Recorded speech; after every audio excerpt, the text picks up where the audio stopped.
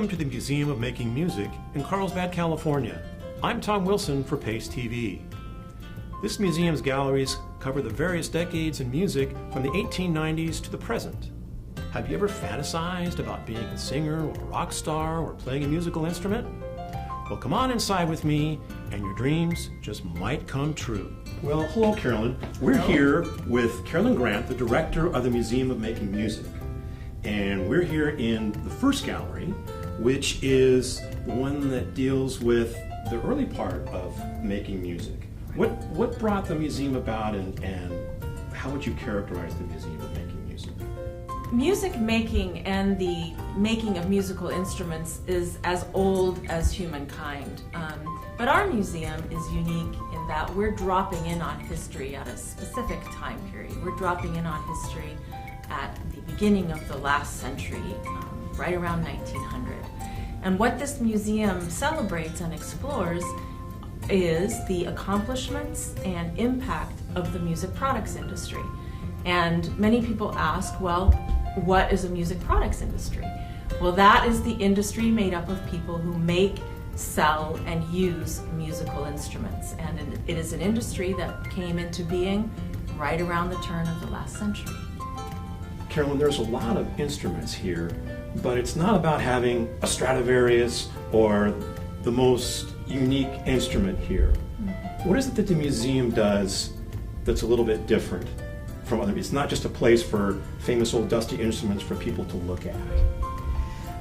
Well, we are a very active museum, and we look at a side of history that not everyone knows. We're really kind of the backstory to how we get access to musical instruments, how instruments are made, how they're distributed, and how we gain access to them, and then what we do with them.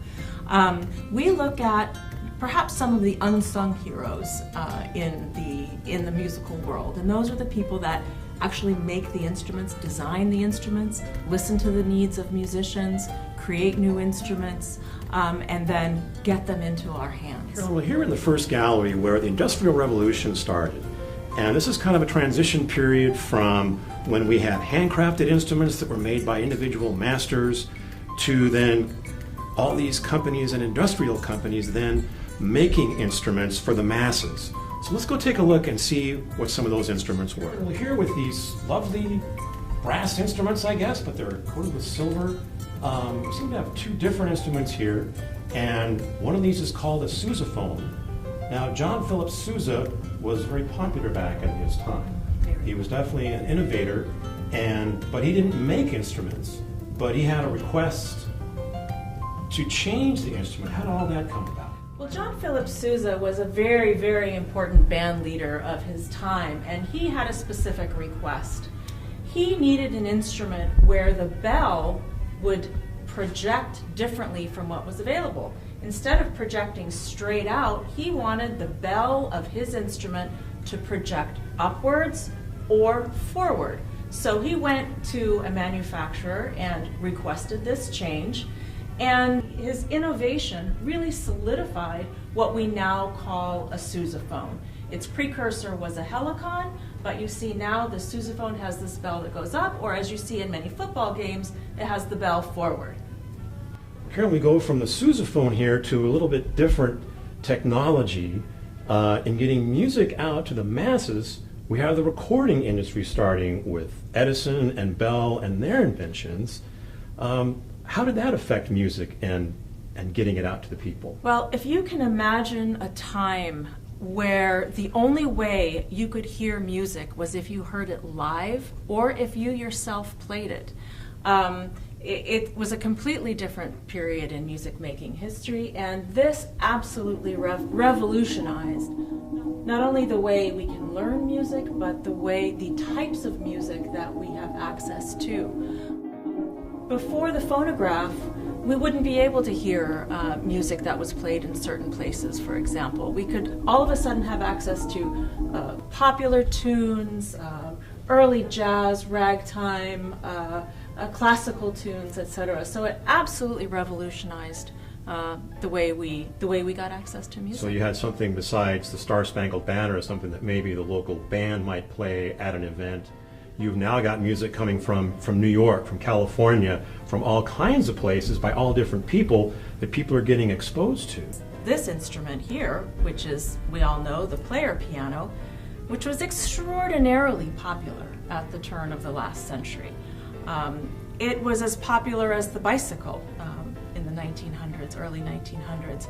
And although it's a different type of recording mechanism, it's really considering musical notes as data, which we know later on. Precursor to our computers. Absolutely. This is an instrument that has a very long, rich history in Europe as well, but that came across the ocean with the waves of immigration in the 1800s, and it came to the United States. It was wildly popular. There were touring mandolin orchestras, mandolins of different sizes. It was very, very popular. And then a U.S. company, Gibson, as many people will know. I've heard that name. Well, they took on the mandolin as a project and kind of changed it a little bit. And you'll see that this instrument has a flatter back, probably a little bit more comfortable for a musician.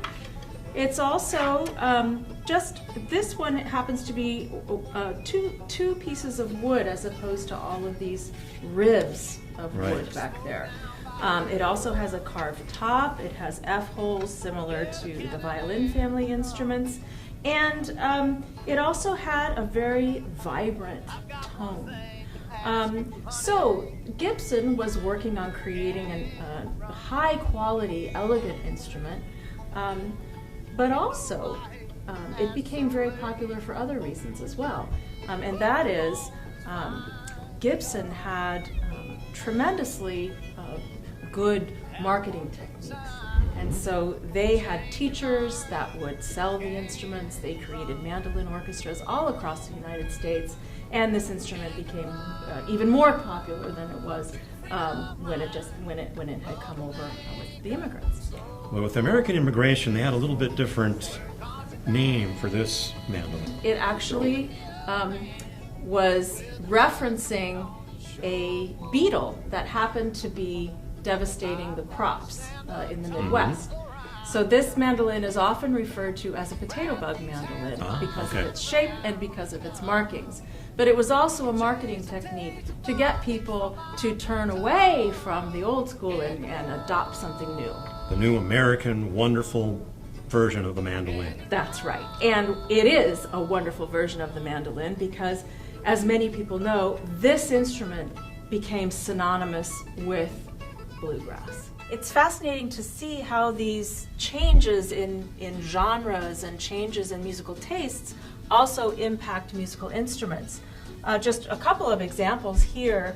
This is a 4-string banjo, and the banjo prior to this had 5 strings and was played in different styles of music, but for Dixieland jazz and for small group jazz, more chords were needed to be played on this instrument, and more rhythmic, and so the instrument itself changed from 5 strings to 4 strings. So that's one example. Another great instrument development at this time was the development of the drum kit. We might not think that before the 20th century, many drummers weren't necessarily sitting down. There's a development of the drum pedal that enabled a drummer to sit down. And why the drummer needed to sit down was because they were needed to play more intricate rhythms. The rhythms that were being used in jazz were much more syncopated. There was improvisation. So a musician needed to be able to play very intricate rhythms, needed feet, hands, everything to play those rhythms. This is a beautiful example of an early drum kit.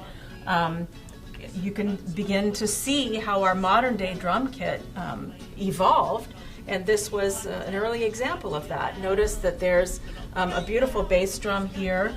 A wonderful study is to look at how instruments are not only useful but beautiful. If you notice the scene that is painted on head of this drum. It's a beautiful cabin scene with a lake and some snow. I just think that's fabulous. Another interesting aspect to this particular instrument is that you'll notice a cord coming out down there, and that is because inside this drum there was a light bulb.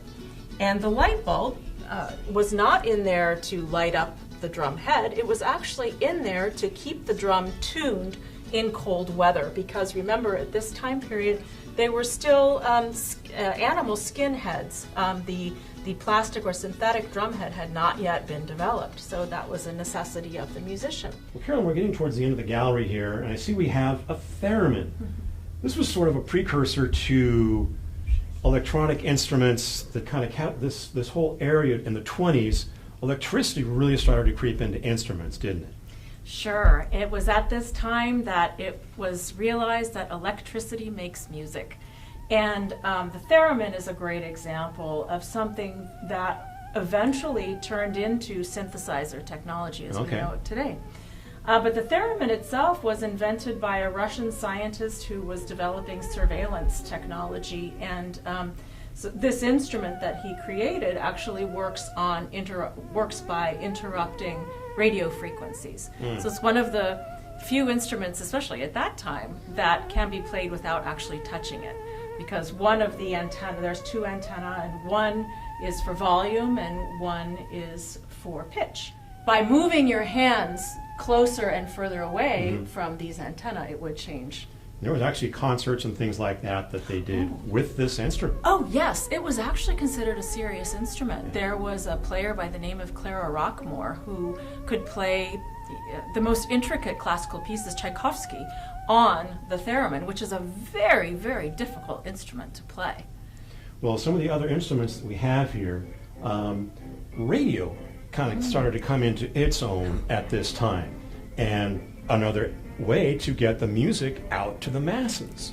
And also the instruments went along with that. You were getting more dance clubs and things like that. They didn't have public address systems a whole lot in those days, so they wanted to make the music louder. And one of the ways they did that was the resonator guitar. Yes, well, volume is a major theme in music making, and increasing the volume became very important. As you said, venues are getting larger, bands are getting larger, and the guitar needed to be heard. Banjos were falling out of favor, and guitars were being picked up as more of the instrument to be played in bands. So the volume on guitars, many people were experimenting. There are a variety of different guitars right now, and as you mentioned, the resonator guitar, you've got a tricone. This has 3 different resonator cones inside, so it's making volume thanks to the resonator as opposed to vibrating wood on the head. An archtop guitar, a Martin guitar is getting bigger, adding frets onto the neck. So it's an exciting time. Carolyn, we're here in the next gallery, the 1930s and 40s. And that's a time where there's all kinds of things going on, all kinds of changes. Radio is getting bigger, and everybody's got one. We've also got the Depression. So that's not a real happy time, but people are wanting to dance, be in clubs.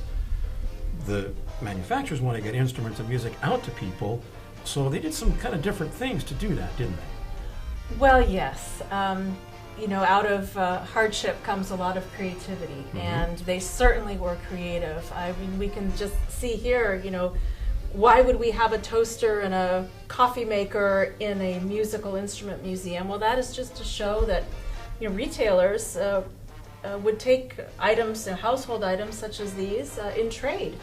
Accordions were sold door to door, a very, very vibrant program of door-to-door sales of accordions. Records are getting more popular and that kind of thing. We also have the big bands coming into play there. So why don't we take a look at some of those instruments right now. Great. Again, we're here in the 30s and the 40s. And this is just a great example of big band music and the instruments that were played of that day. And a lot of these instruments came from a classical background, but they sure changed a lot when the big bands picked them up.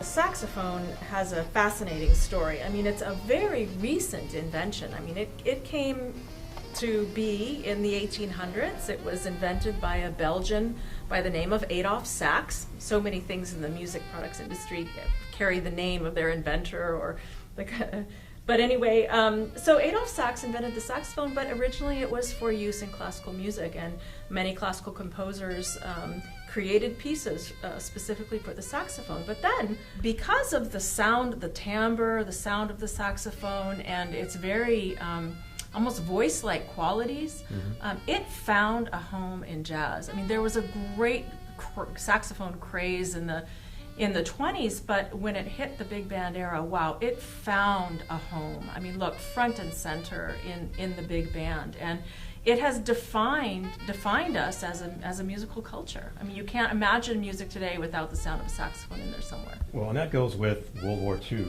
came into America at that time. The drum kit there also being more center stage as part of the jazz band, and keeping the beat and people dancing and just doing that all night long. No video games back then, so everybody was dancing. And oddly enough, we carried that entertainment on to the GIs and World War II. And let's take a look at this little Steinway piano over here. This particular piano is called a Steinway GI piano.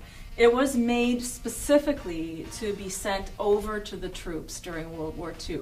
They made them in this olive drab, and they also made them in blue, marine blue, navy blue. And not very many of them survived for obvious reasons, but there were a few that never got shipped over, and we have one of the very few.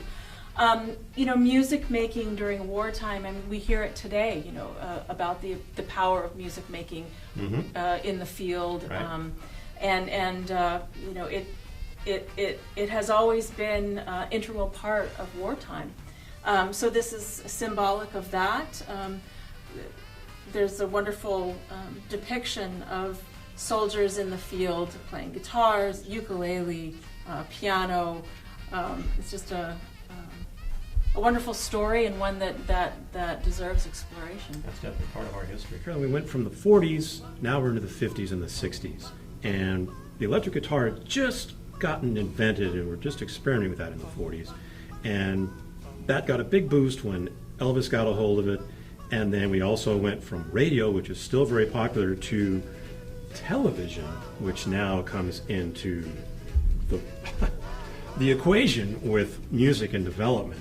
In the 60s, with the advent of the Beatles, the effect of the Beatles rippled out for many, many years, and of course we're still feeling it. But you know, during this time period in the 50s, the teenager became a very important part of society. They were a big demographic. They were a big demographic, and with the baby boom, and I mean, teenagers were now somebody to market to, you know. And with the advent of the Beatles and the early rock and roll, everybody wanted to play in a garage band. So the profile of the music products world changed drastically. We have a Wurlitzer piano here. What can you tell me about this? Well, we're stepping into a whole different side of our musical story and walk through time, and this has to do with keyboards. Now, we're in the 50s and 60s now. This instrument dates from the 50s. It looks like a piano, but is it a piano? It doesn't have strings anymore, and it doesn't have a soundboard. It makes its music electronically, and because of the way it is made, you know, hitting metal reeds and translating those hitting the metal reed and translating that into electronic signals, it has a signature sound. And so now the music that is coming out during this time period, you can specifically hear the sounds of the Wurlitzer piano. Carolyn, we're here in the last gallery, and that's the one that's really about all today, and about really where this museum kind of comes together, about digital technology that allows people to do so many things with just one instrument now. The keyboards, boy, they sure evolved from what we were just looking at a few minutes ago. The advent of synthesizers, I mean, we started with this kind of electromechanical technology, which moved into analog technology, which now is in digital technology. The advent of MIDI, which enables computers and keyboards to talk to one another. I mean, you name it, we can do it today. Well, and computers are instruments now. Yes, well, that's one question that we start to ask ourselves now that in this last gallery is what defines a musical instrument. Right. But one thing that we are seeing is that along with this desire to continuously innovate, continuously find new sounds, new ways to make music, new messages that we want to give out through music, there is also another side to that, and that is a great honoring of tradition. Creating violins, violas, stringed instruments, guitars along the lines of the great makers of the past. We've got all these modern advances in this section of the museum.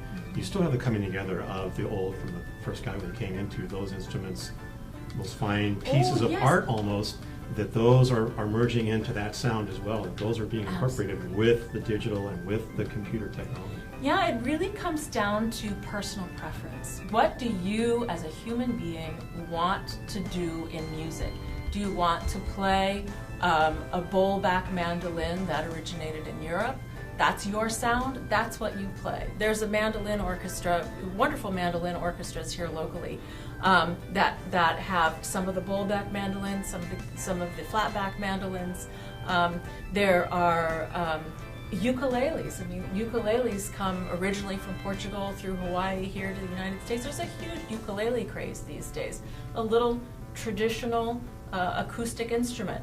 But there are also electric ukuleles, bass ukuleles, effects pedals on ukuleles. I mean, you can get a ukulele in your little keyboard if you want. Or you can get a little ukulele sound in your keyboard. Absolutely. Well, we want everybody who comes to this museum to leave having at least touched an instrument. You wouldn't believe the number of people that come here that are afraid to touch an instrument. And so we have instruments throughout the museum that people can pick up, play, experiment with, and if you're shy and don't want people to hear what you're doing, we have earphones as well. For every single instrument except for the acoustic guitars, mandolins, and ukuleles. So on the keyboards, the computers and stuff, you can make your own music. Yeah. Good or bad, whatever it is, it doesn't matter. It's getting your hands dirty musically and getting into it. And I think you'll be surprised when you touch an instrument, if you're not familiar with instruments and you come in here and you try a variety of stringed or keyboard or percussion instruments. I think you'll be surprised to find that you'll be really comfortable with one of them.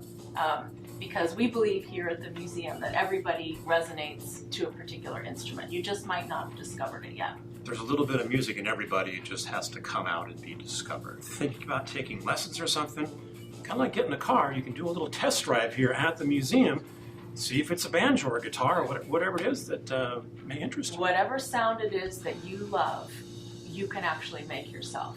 And we also have stations here at the museum where you can come in and take a mini lesson. So you can learn 3 chords on a keyboard, 3 chords on a guitar. You can learn some drum riffs.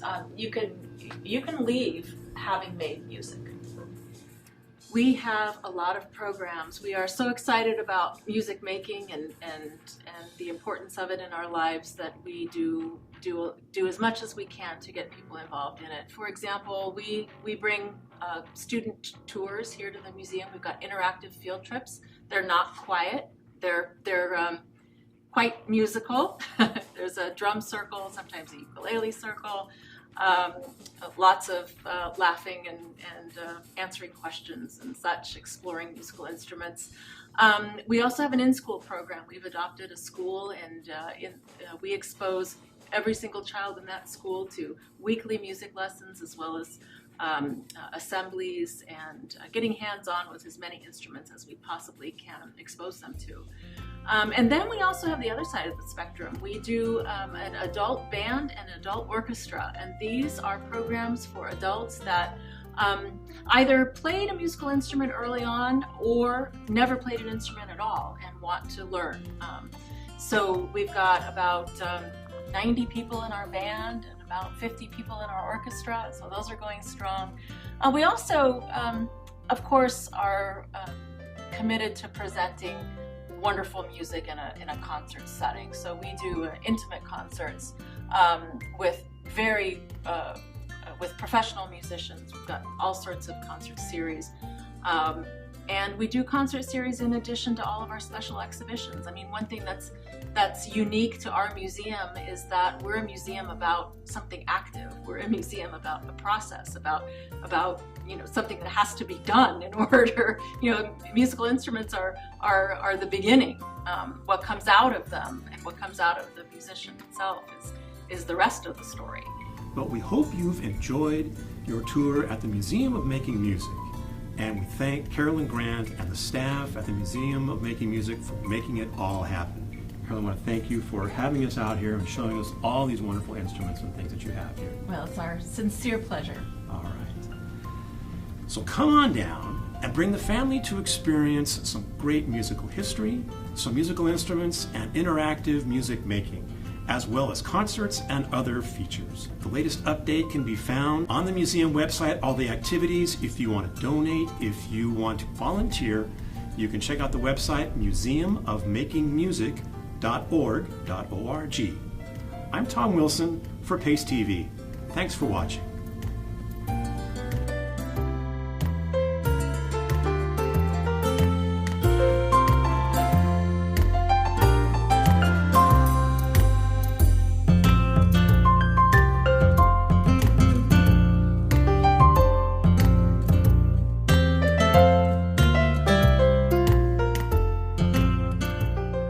Pace TV, public access cable vision by elders, is the longest running public access television organization in the United States.